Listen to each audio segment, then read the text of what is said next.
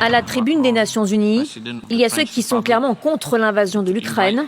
Qui est hégémonique aujourd'hui, si ce n'est la Russie? Ceux qui sont contre les sanctions occidentales contre la Russie. Nous sommes contre l'isolement diplomatique et économique.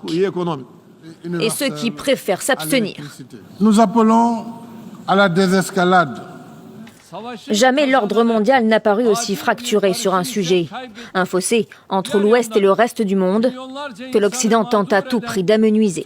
Il ne s'agit pas ici de choisir un camp entre l'Est et l'Ouest, ni entre le Nord et le Sud. Ceux qui se taisent aujourd'hui servent, malgré eux, ou secrètement, avec une certaine complicité, la cause d'un nouvel impérialisme.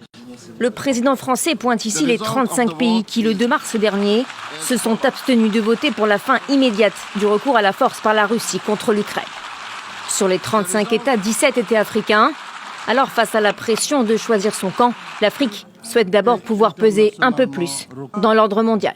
Je rappelle notre demande d'octroi d'un siège à l'Union africaine au sein du G20 pour que l'Afrique puisse enfin se faire représenter là où se prennent les décisions qui engagent 1,4 milliard d'Africains. 2 autres sujets pourraient encore accentuer la partition du monde, cette fois celle qui oppose le Nord au Sud.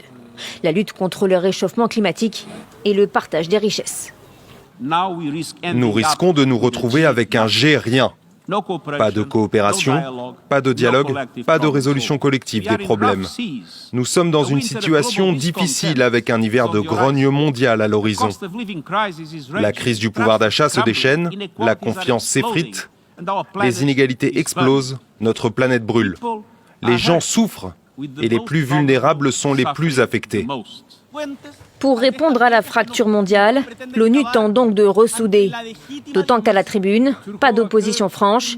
Ni le président russe ni son homologue chinois n'ont fait le déplacement, pourtant membre permanent du Conseil de sécurité.